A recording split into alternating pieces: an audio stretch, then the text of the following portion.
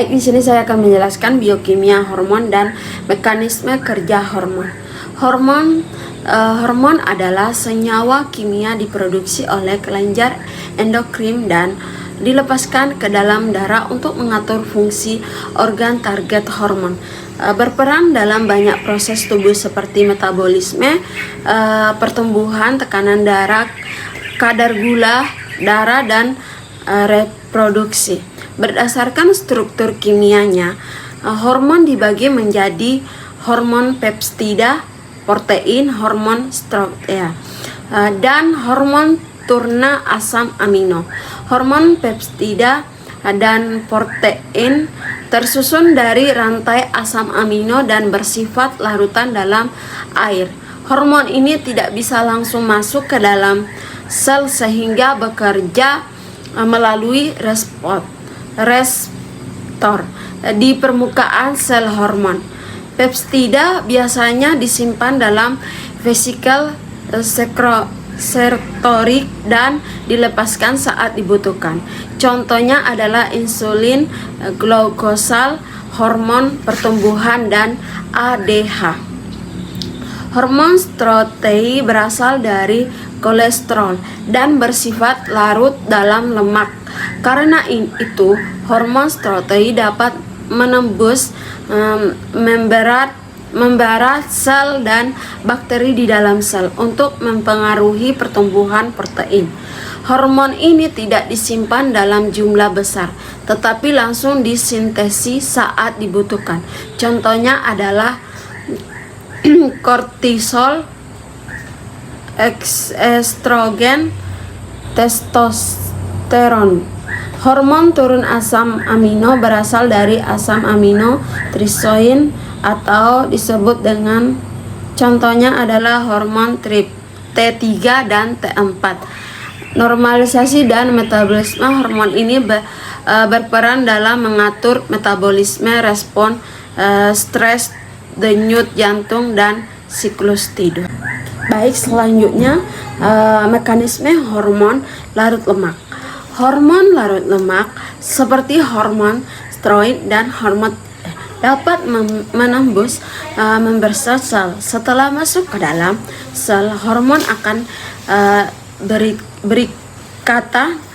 berikatan dengan reseptor di reseptor atau inti sel, lalu mempengaruhi DNA dan membentuk protein baru. Karena itu, efek hormon larut lemak biasanya lebih lambat tetapi bertahan lebih lama. Contohnya adalah kortisol.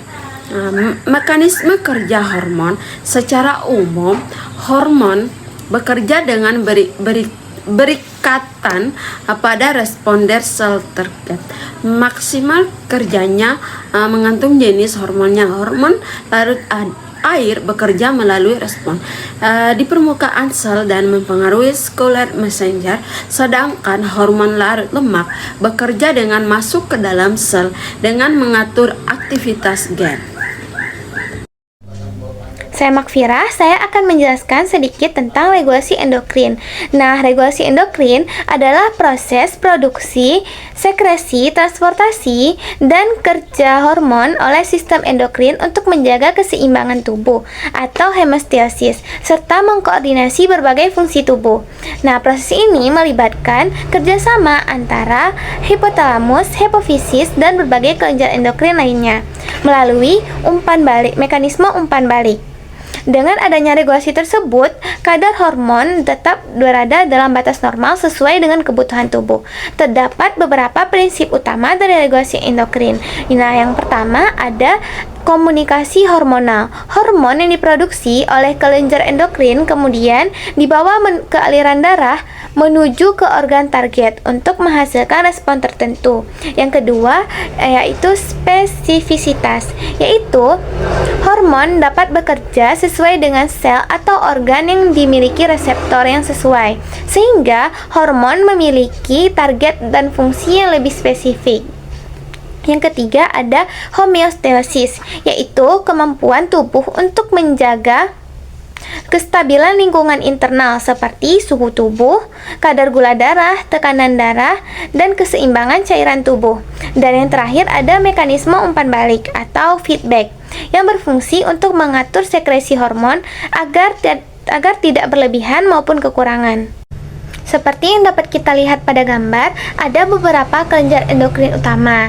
Nah, diantaranya ada hipotalamus yang berperan untuk mengatur sekresi hormon melalui hipofisis. Yang kedua, ada hipofisis itu sendiri yang disebut juga sebagai master gland karena dapat mengendalikan banyak kelenjar endokrin lainnya. Yang selanjutnya ada kelenjar tiroid dan patrioid yang berfungsi untuk mengatur metabolisme, energi, serta keseimbangan kalsium. Dan selanjutnya ada pankreas yang berfungsi untuk mengatur kadar gula darah melalui hormon insulin dan glukagon. Selanjutnya ada kelenjar adrenal yang berperan untuk mengatur hormon kortisol, adrenalin, dan aldosteron. Dan sedangkan ada gonad atau ovarium dan testis untuk menghasilkan hormon reproduksi seperti estrogen dan testosteron. Nah, yang selanjutnya ada mekanisme regulasi endokrin. Tadi sudah disebutkan kalau mekanisme regulasi endokrin ini dikontrol oleh mekanisme umpan balik atau feedback. Nah, feedback atau umpan balik yang sering terjadi adalah umpan balik negatif. Namun umpan balik positif juga terjadi, tapi hanya pada kondisi-kondisi tertentu. Gimana sih mekanisme umpan balik negatif ini? Nah, mekanisme umpan balik negatif ini dapat kita lihat melalui sumbu hipotalamus, hipofisis, dan tiroid.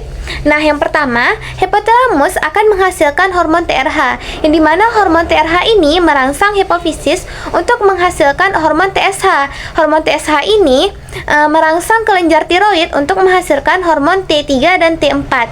Nah, kadar hormon T3 dan T4 yang cukup tinggi pada darah akan menghambat aktivitas hipotalamus dan hipofisis. Akibatnya, produksi TRH dan TSH akan turun sehingga kadar hormon tetap seimbang. Mekanisme ini disebut umpan balik negatif karena hasil akhir dari proses tersebut akan menghambat rangsangan awal. Selain itu, terdapat juga mekanisme umpan balik positif. Contohnya terjadi pada saat proses persalinan. Peradangan serviks akan terdeteksi dan merangsang hipofisis posterior untuk melepaskan hormon oksitosin. Nah, hormon oksitosin ini kemudian meningkatkan kontraksi uterus. Kontraksi yang semakin kuat dapat menyebabkan pelepasan oksitosin yang semakin tinggi sehingga proses persalinan selesai. Selain mekanisme umpan balik, sekresi hormon juga dipengaruhi oleh beberapa faktor, yaitu hormon dalam darah, stimulasi saraf terutama saraf otonom, ritme sirkadian atau jam biologis tubuh, kondisi stres dan emosi, serta nutrisi dan metabolisme tubuh. Dengan demikian, regulasi endokrin berperan penting untuk menjaga keseimbangan melalui pengaturan produksi dan kerja hormon secara terkoordinasi, sehingga berbagai fungsi tubuh dapat berjalan secara normal. Selanjutnya, saya akan membahas mengenai patologi dasar gangguan endokrin. Nah, gangguan endokrin ini adalah keadaan ketika kelenjar menghasilkan hormon tidak dapat bekerja secara normal, sehingga keseimbangan hormon dalam tubuh terganggu. Padahal, hormon berfungsi sebagai pembawa pesan yang mengatur kerja berbagai organ tubuh. Nah, penyebab pertama adalah hipersekresi, yaitu kondisi ketika hormon diproduksi secara berlebihan. Sebagai contoh, pada kelenjar tiroid yang terletak di leher. Nah, jika kelenjar ini menghasilkan hormon tiroid terlalu banyak, maka seseorang dapat mengalami hipertiroidisme. Akibatnya, metabolisme tubuh meningkat sehingga penderita sering merasakan berdebar-debar, mudah berkeringat, berat badan menurun, dan mudah gelisah. Penyebab kedua adalah hiposekresi, yaitu ketika hormon diproduksi terlalu sedikit. Misalnya, pada pankreas yang menghasilkan hormon insulin. Jika produksi insulin ini berkurang, maka kadar gula dalam darah akan meningkat dan dapat menyebabkan diabetes mellitus. Akibatnya penderita akan sering mengalami haus, sering buang air kecil dan mudah lelah. Penyebab ketiga yaitu gangguan pada reseptor hormon. Pada kondisi ini, hormon sebenarnya diproduksi dalam jumlah yang cukup, tetapi organ tubuh tidak dapat merespon hormon tersebut dengan baik. Contohnya adalah resistensi insulin pada sel-sel tubuh. Meskipun insulin ini sudah diproduksi oleh pankreas, sel tubuh tidak dapat menggunakan glukosa secara optimal sehingga kadar gula darah tetap tinggi. Selain itu, terdapat faktor yang lain dapat menyebabkan gangguan endokrin seperti faktor genetik, penyakit autoimun, infeksi, dan tumor. Sebagai contoh, penyakit autoimun dapat menyerang kelenjar tifoid sehingga reproduksi hormon menjadi tidak normal. Sementara tumor pada kelenjar hipofisis di otak dapat menyebabkan produksi hormon tertentu menjadi berlebihan. Akibat dari gangguan endokrin ini cukup luas karena hormon berperan dalam hampir seluruh fungsi tubuh. Fungsi gangguan tersebut dapat memengaruhi metabolisme, pertumbuhan, dan juga reproduksi. Misalnya, gangguan hormon ini pertumbuhan yang diproduksi oleh kelenjar hipofisis dapat menyebabkan pertumbuhan terhambat, sedangkan gangguan hormon reproduksi pada ovarium ataupun testis dapat menyebabkan gangguan kesuburan.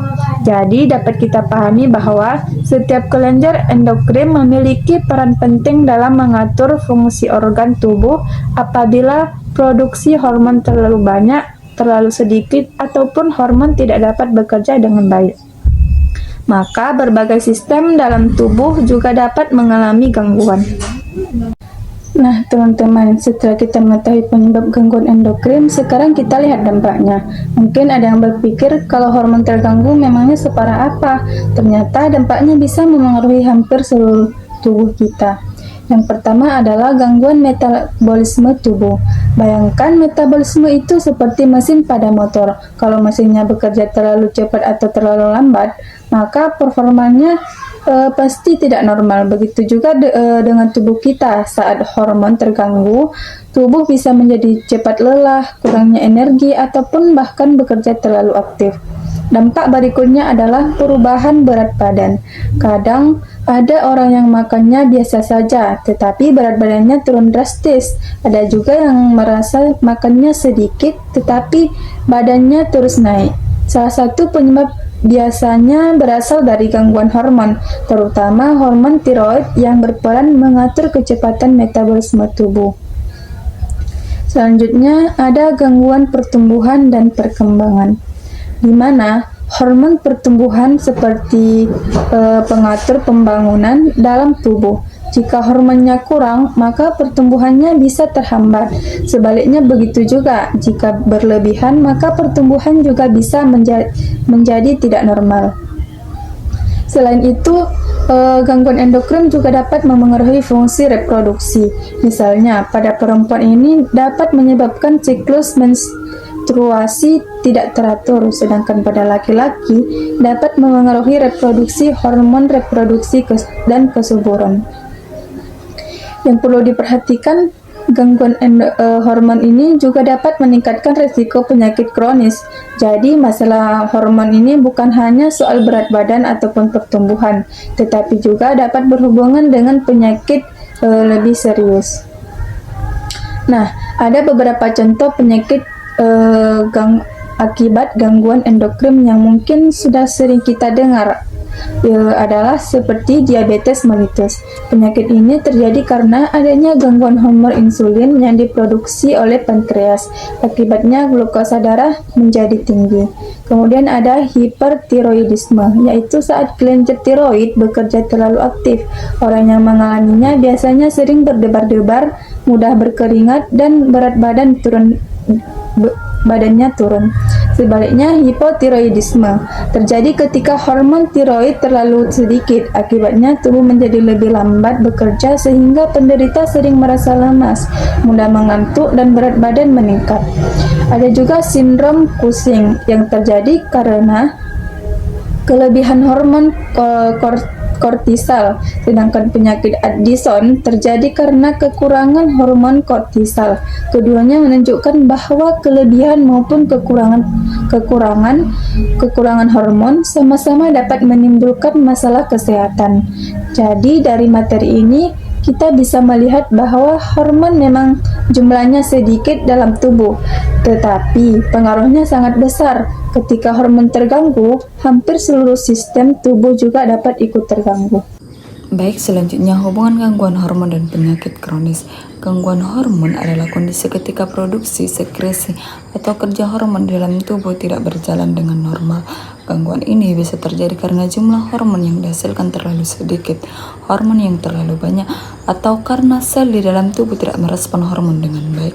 Padahal, hormon merupakan zat kimia yang sangat penting karena berfungsi sebagai pengatur berbagai proses di dalam tubuh.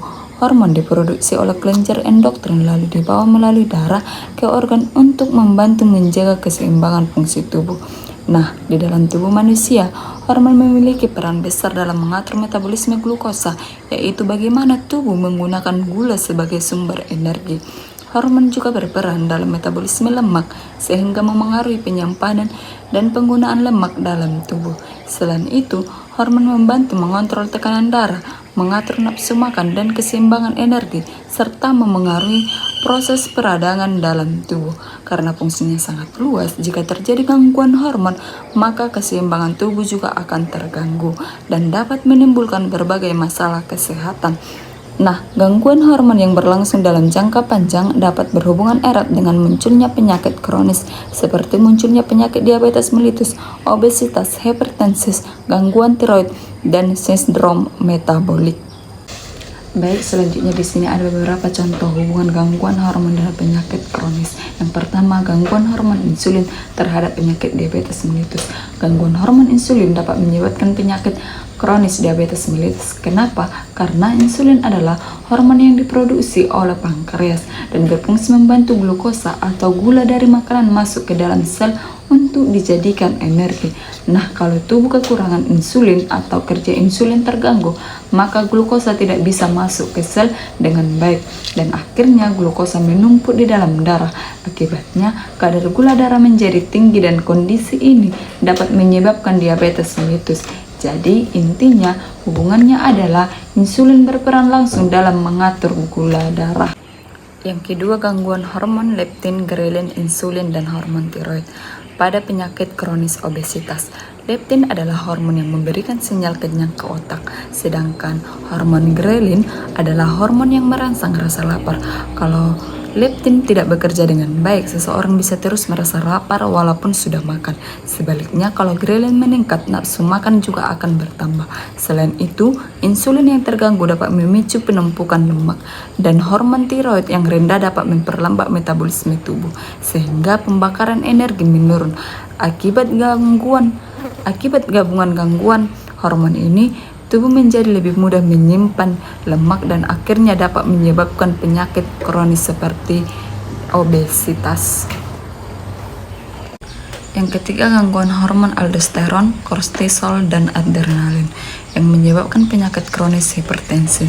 Aldosteron berfungsi mengatur keseimbangan garam dan cairan dalam tubuh. Jika hormon ini berlebihan, tubuh akan menahan lebih banyak garam dan air, sehingga volume darah meningkat dan tekanan darah naik. Kortisol dikenal sebagai hormon stres. Jika kadarnya tinggi, dalam waktu lama, hormon ini juga dapat meningkatkan tekanan darah. Sedangkan adrenalin akan meningkatkan denyut jantung dan menyempitkan pembuluh darah, terutama saat tubuh sedang stres atau tegang. Jadi, jika hormon-hormon ini terganggu atau meningkat berlebihan, maka risiko hipertensi juga akan meningkat. Yang keempat, gangguan hormon tiroid T3 dan T4 menyebabkan penyakit kronik gangguan tiroid. Hormon tiroid berfungsi mengatur metabolisme tubuh, penggunaan energi, suhu tubuh, dan pertumbuhan. Kalau hormon tiroid terlalu sedikit, maka terjadi hipotiroid, yaitu kondisi saat metabolisme melambat. Gejalanya bisa berupa mudah lelah, berat badan naik, dan tubuh terasa lemah.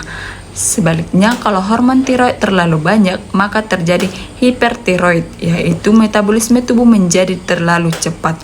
Gejalanya bisa berupa jantung berdebar, berat badan turun, dan mudah gelisah. Jadi, gangguan hormon T3 dan T4 akan menyebabkan gangguan pada fungsi tiroid dan memengaruhi metabolisme tubuh secara keseluruhan. Dan yang kelima, gangguan hormon insulin dan hormon metabolik menyebabkan penyakit kronik sindrom metabolik. Sindrom metabolik adalah kumpulan beberapa kondisi seperti gula darah yang tinggi, tekanan darah yang tinggi, penumpukan lemak di perut, dan gangguan lemak darah. Salah satu penyebab utamanya adalah resistensi insulin, yaitu kondisi saat tubuh tidak merespon insulin dengan baik. Selain insulin, hormon metabolik lain juga ikut berperan dalam mengatur penyimpanan lemak, penggunaan energi, dan keseimbangan metabolisme. Kalau hormon-hormon ini terganggu, maka tubuh lebih mudah mengalami obesitas, diabetes, dan hipertensi secara kebersamaan. Karena itu, sindrom metabolik menjadi salah satu bentuk penyakit kronik yang sangat erat berkaitan dengan gangguan hormon. Nah, untuk slide selanjutnya yaitu studi kasus terhadap gangguan tiroid dan obesitas.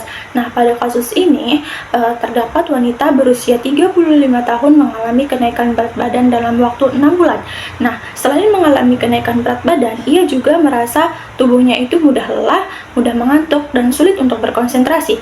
Nah, setelah dilakukan pemeriksaan laboratorium, diketahui bahwa kadar hormon triodotironin atau disebut juga T3 dan triroksin atau disebut juga T4, nah itu rendah, sedangkan kadar thyroid stimulating hormone atau disebut juga TSH itu mengalami tinggi. Nah, hasil ini menunjukkan bahwa pasien itu mengalami hipotiroidisme, yaitu kondisi ketika kelenjar tiroid tidak menghasilkan hormon yang cukup untuk tubuh kita. Nah, kelenjar tiroid memiliki peran penting dalam mengatur metabolisme atau proses dalam mengubah makanan menjadi energi untuk tubuh. Nah, ketika hormon tiroid berkurang, metabolisme menjadi lambat.